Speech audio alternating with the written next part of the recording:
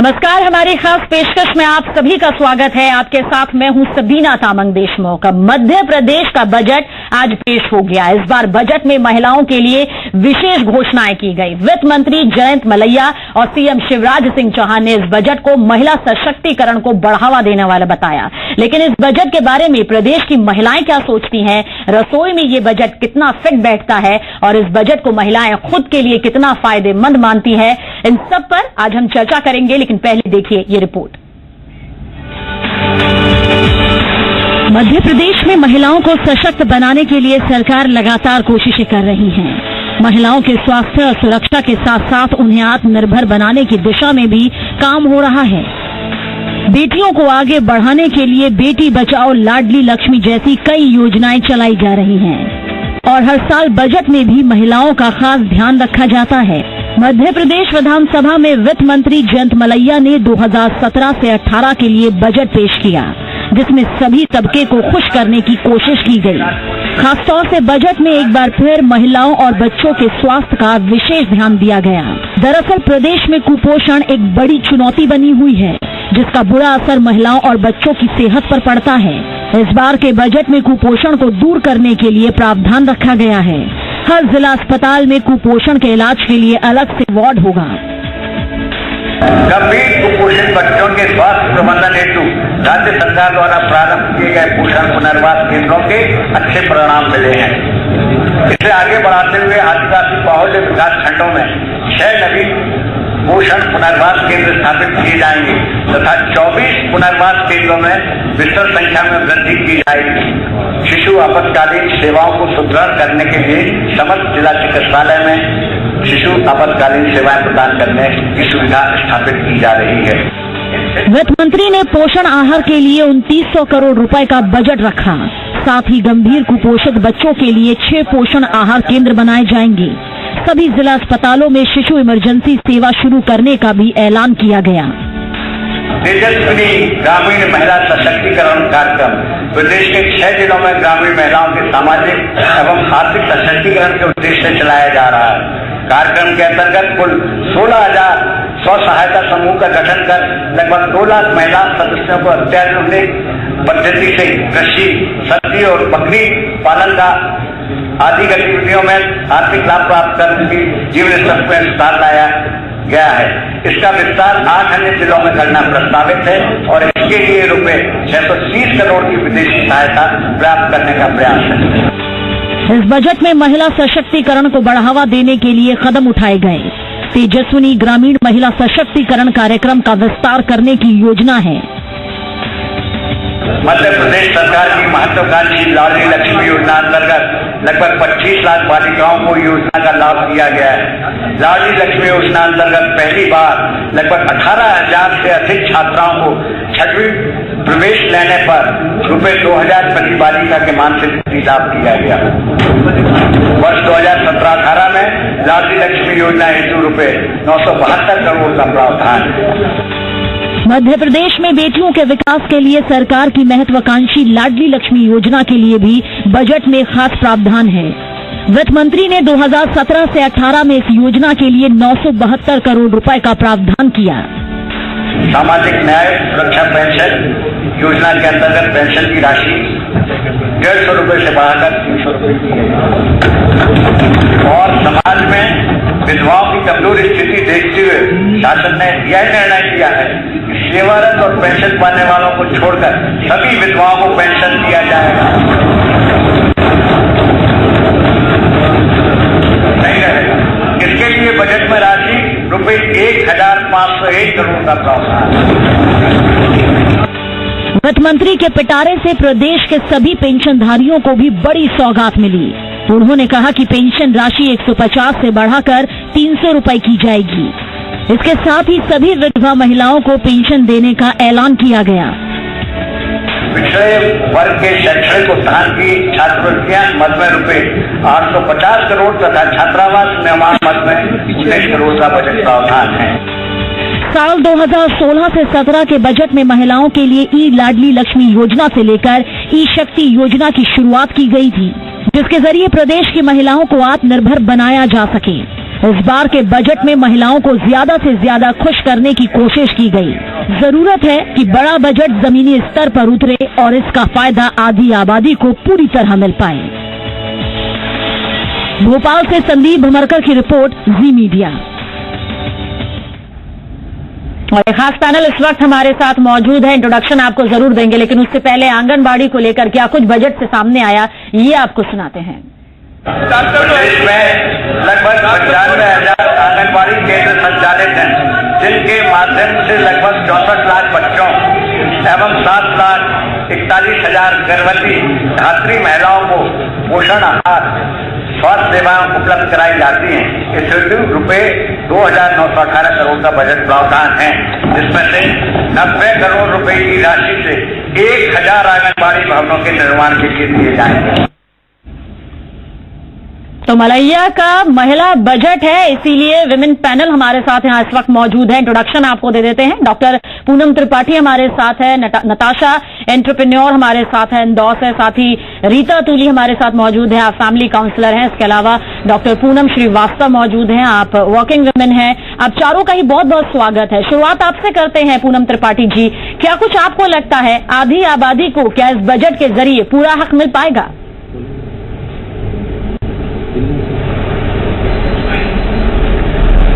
Hello, एक बार question repeat कर दीजिए।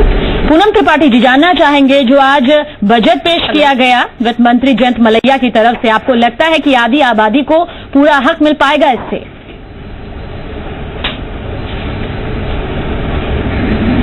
हाँ, काफी हद तक मिल जाएगा। और सबसे मेन पॉइंट इस बार ये है कि बच्चों को शिशु योजना को लिया गया है, which is definitely a very useful thing for everybody. और मैं एक मेडिकल फील्ड होने के नाते, मेडिकल फील्ड से होने के नाते मैंने ये देखा है कि उन्होंने साथ अपने अपने हॉस्पिटल से ओपन करने की कोशिश करी गई है, ठीक है, और जो कि काफी बड़ा कदम है। नताशा जी, आपसे यहाँ पर जानना चाहेंगे, क्योंकि महिलाएं कारोबार की तरफ में भी आगे बढ़ रही हैं, वो भी एक बेहतर कारोबारी साबित हो रही हैं। क्या कुछ आपको लगता है जो बड़ा बजट महिलाओं के लिए यहाँ सामने आया है, उससे कितनी उम्मीद है कि महिलाएं और सशक्त होंगी? एक्सपेक्टेशंस तो बहुत है, पर अभी क्या होता है कि बिजनेस में आपको बहुत ज्यादा टैक्सेशन होता है। तो उसमें आपको पहले वेट टैक्स होता है, एंट्री टैक्स होता है और बहुत सारे टैक्सेस होते हैं। तो ये थोड़ा सिस्टम जो टैक्सेशन का है पूरा, वो थोड़ा इजी होना चाहिए।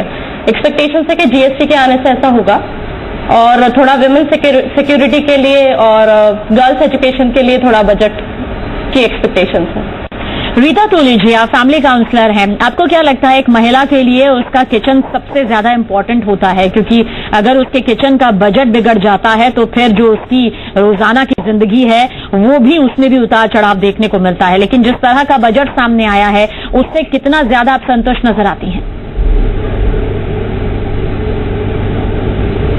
हाँ, बिल्कुल ये बात सही है कि जो अभी महिलाओं के लिए जो बजट आया है, और महिला तो उसको सबसे ज्यादा तो उसको राहत अपने किचन के लिए ही उसको चाहिए, और यदि उसमें अगर उसको राहत मिलती है तो उससे अच्छी बात और कोई नहीं हो सकती है, ताकि उनका जो घर परिवार है वो अपना स्मूथली जो है वो चलता रहे। तो बहुत जरूरी है कि उनका जो है उनके राहत के लिए जो किया जा रहा है वो बहुत अच्छा करने की कोशिश की जा रही है। तो बहुत अच्छा एक कदम है ये। डॉक्टर पूनम श्रीवास्तव, आप वर्किंग वुमेन है और जाहिर सी बात है बहुत मुश्किल होता है घर और बाहर के कामकाज में बैलेंस बनाकर रखना, लेकिन जरूरी है, इसीलिए ये बैलेंस बनाना भी पड़ जाता है। कितनी ज्यादा नजर आज हर एक वर्किंग वुमेन की इस बजट पर थी, और आपको क्या लगता है क्या उम्मीदों पर मध्य प्रदेश का जो ये बजट सामने आया आज खरा उतरा? काफी हद तक ये बहुत अच्छा बजट है और महिलाओं को बहुत ज्यादा फायदा देने वाला भी है। मैं एक महिला हूँ, मैं वर्किंग भी हूँ, घर भी संभालती हूँ, तो मुझे अर्निंग पे भी ध्यान देना होता है कि मुझे कहाँ से कैसे कितना ज्यादा मैं आय कमा सकती हूँ, फिर उसको मैं कितना बचा सकती हूँ, फिर मैं घर है मेरा तो मैं घर में किन चीजों को मैं कैसे मैनेज करूँ। तो जो बजट है वो हर चीजों पे असर डालता है। खाने की चीजें हैं, पहनने की चीजें हैं, घर मेंटेन करने की चीजें हैं, या मैं मेडिकल से जुड़ी हूँ तो चिकित्सा में जैसे हम लोग अपना दवाइयों में खर्चा करते हैं, टेस्ट करवाते हैं, हॉस्पिटल जाते हैं, तो अभी के बजट में से इन सब चीजों में काफी राहत मिलेगी लोगों को। और जो मैं एक महिला हूँ तो सभी के साथ साथ मुझे भी उसमें काफी लग रहा है कि फायदा होगा। हम लोग अपने बजट को जो मंथली हम अपना खुद का बजट बनाते हैं तो उससे हम पहले से ज्यादा बेहतर बना पाएंगे। बिल्कुल, और बहुत जरूरी हो जाता है क्योंकि बजट तो बेहतर सामने आता है, लेकिन जरूरी यह है कि जमीनी स्तर तक ये बजट उतना कारगर साबित भी हो और वो महिलाओं को और मजबूती यहाँ पर दे। डॉक्टर पूनम त्रिपाठी, आपसे यहाँ पर ये समझने की कोशिश करेंगे क्योंकि कुपोषण के मामले में मध्य प्रदेश जो है वो लगातार आगे नजर आ रहा है, जो मामले हैं बढ़ते जा रहे हैं, लेकिन इस बार के बजट में पोषण आहार के लिए एक बड़ी रकम तय की गई है। कुपोषण को लेकर तमाम व्यवस्थाओं के ऐलान यहाँ पर किए गए हैं। आपको लगता है कि अगर इन सबकी मॉनिटरिंग और इन सारे रकम को सही तरीके से सामने रखा गया तो यकीनन कुपोषण को लेकर जो महिलाओं और बच्चों की स्थिति बनी हुई है ये आंकड़े कम हो सकते हैं?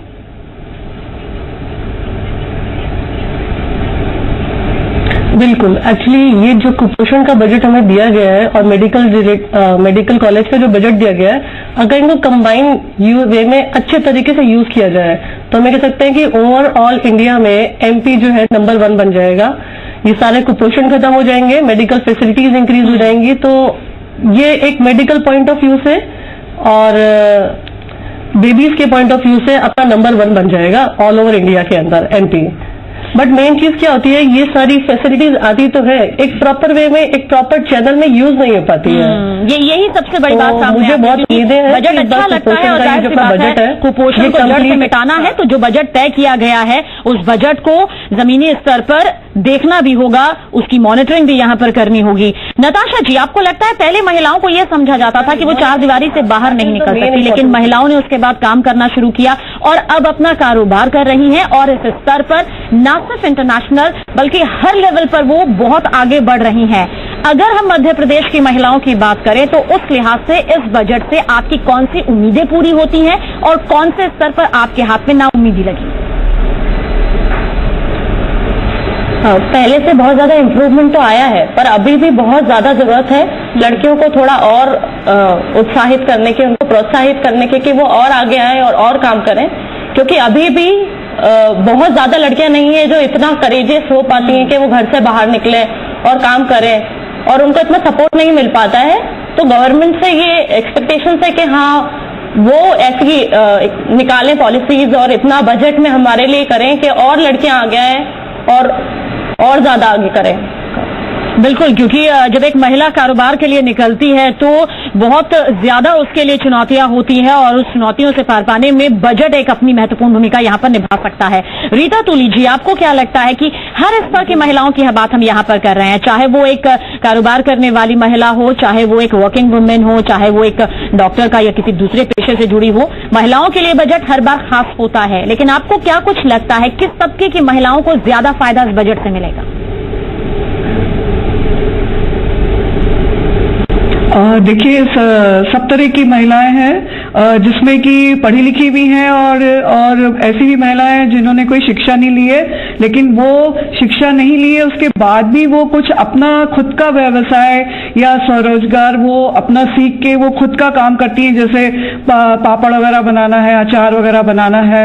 तो यदि उनको वो सामग्री एक सही रेट में अगर उनको मिलती है तो वो अपना स्वयं का स्वरोजगार शुरू करके और वो अपनी आर्थिक स्थिति को मजबूत बनाने की कोशिश करती हैं। तो जो ये बजट आया है, अगर ऐसी महिलाओं को फायदा मिले तो बहुत अच्छी बात है। और जैसा कि इसमें ये भी बताया गया है कि विधवा महिलाओं के लिए भी पेंशन की व्यवस्था की गई है, ये भी बहुत अच्छा है। इससे भी कई महिलाओं को फायदा मिलेगा इससे, और उनकी घर परिवार उनके चलते रहेंगे उनके। और ये दोनों तरीके से अभी जो बजट महिलाओं के लिए दिया है, शिक्षा के लिए भी दिया है, लड़कियों को आगे बढ़ने के लिए भी दिया गया है, तो इससे काफी आगे लोगों को फायदा मिलने वाला है। डॉक्टर पूनम श्रीवास्तव, आपको लगता है महिला सशक्तिकरण का जो सपना लगातार देखा जा रहा है, एक तरफ महिलाएं सशक्त भी हो रही हैं, वो मजबूती उनके में सामने आ रही है कि वो पुरुष से कंधा मिलाकर आगे बढ़ रही हैं, तो दूसरी तरफ वो बुरी नजरें भी हैं जो उसे महफूज होने नहीं दे रही हैं। जो बड़ा बजट यहाँ पर महिलाओं के लिए सामने आया है और वाकई उसे महिला सशक्तिकरण के हिसाब से अप्लाई करना है, तो जरूरी है कि उन्हें महसूस करवाया जाए, और न सिर्फ महसूस करवाया जाए बल्कि किया जाए। तभी महिला सशक्तिकरण को लेकर जो बड़ा बजट सामने आया है वो वाकई अपने सपने को साकार करता नजर आएगा। बिल्कुल, ये एकदम सही बात है। अगर हमें कुछ करना है, घर से बाहर निकलकर अपना एक नाम बनाना है, अपनी एक पहचान बनानी है, तो उसके लिए सबसे ज्यादा हम असुरक्षित तो होना महसूस करते हैं। अगर हमारी सुरक्षा के ऊपर थोड़ा सा ज्यादा ध्यान दिया जाए, भोपाल वैसे भी काफी सेफ है, पर यहाँ पे थोड़ा सा गवर्नमेंट को और ज्यादा है कि वो जितना जो भी बजट कर रही है उनमें से थोड़ा सा महिलाओं के लिए ज्यादा सुरक्षित हो। पहले बीच में बसेस का था कि महिलाओं के लिए अलग से सिर्फ महिला बसेस चलना चालू हो गई थी, उसमें पूरा स्टाफ भी फीमेल होता था और पैसेंजर भी पूरे फीमेल्स होते थे, वो बीच में बंद हो गया है। तो उस टाइप का जो है वो उसे फिर से करना चाहिए, जिससे महिलाओं को घर से निकल के अपने गंतव्य तक जहाँ जाना है, उनको काम करने के लिए जाना है, तो उन्हें इजी, हर जगह आने जाने में इजी हो। जैसे हम लोग ऑटो में आते जाते हैं तो उसमें ऑटो वाले कई बार कुछ शब्द ऐसे बोलते हैं जो हमें नहीं अच्छे लगते, या बसेस में हम जाते हैं तो जो वहाँ पे बस का क्लीनर होता है या ड्राइवर होता है वो कुछ भी ऐसी बातें करता है, या हमें जो हमारे साथ के पैसेंजर होते हैं, जो मेल होते हैं, वो कुछ भी ऐसी बातें बोलते हैं या हरकतें होती हैं। तो कुछ फीमेल्स के लिए सुरक्षित होने का कुछ ऐसा होना चाहिए। अभी एमपी में मैंने देखा, मतलब भोपाल में ही देखा कि सी लाउंज टाइप की कुछ सुविधाएं उपलब्ध कराई गई हैं कि अगर हम वर्किंग हैं, घर के बाहर काम करते हैं, तो हमारे एरिया में एक महिलाओं का ही अलग से रेस्टोरेंट है जिसमें हम जाके थोड़ा रेस्ट कर सकते हैं, फ्रेश हो सकते हैं, थोड़ा सा आराम कर सकते हैं। तो ये कुछ चीजें बहुत अच्छी हुई हैं और मुझे लगता है कि इस बार के बजट के बाद वो और ज्यादा इफेक्टिव होंगी, हम लोगों को और ज्यादा सुरक्षित महसूस कराएंगी। और हम लोगों को आजकल मतलब गवर्नमेंट भी जो है वो टैक्स बहुत जरूरी है कि मध्य प्रदेश की बेटियों की जो सुरक्षा है वो तय हो सके, क्योंकि लगातार बुरी नजरों का सामना करना पड़ रहा है और कोशिश भी यही की गई है कि अगर बेटियों को सशक्त किया जाएगा, आगे बढ़ाया जाएगा, पढ़ाया जाएगा, रोजगार के अवसर दिए जाएंगे, तो यकीनन वो खुद अपने पैरों पर खड़ी होकर खुद को भी महफूज रखने में सक्षम साबित हो सकती हैं। डॉक्टर पूनम त्रिपाठी, हम आपसे सेहत से जुड़ी अगर बात करते हैं तो आज भी मध्य प्रदेश में बहुत सी महिलाएं हैं जो डिलीवरी के दौरान दम तोड़ देती है, या जिनके बच्चे तय मानक से वजन से कम पैदा होते हैं, या जिनमें एनीमिया की प्रॉब्लम सबसे ज्यादा देखी जाती है। सिर्फ बड़ा बजट तय कर देने से कुछ नहीं होगा, जरूरी यह है कि दूर दराज के इलाकों में, क्योंकि शहरी महिलाएं तो फिर भी अपना ध्यान रख लेती हैं या वो समझ जाती हैं कि क्या जागरूकता, क्या सतर्कता अपनानी है, लेकिन दूर दराज की जो गांव की महिलाएं हैं आज भी कोसों दूर हैं और इन सभी दिक्कतों को वो लगातार फेस कर रही हैं।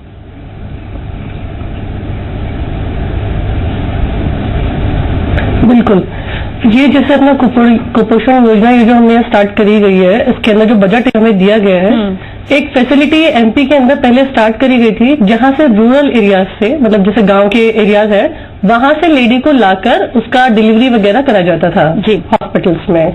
ठीक है, वो एक बहुत अच्छी फैसिलिटी थी।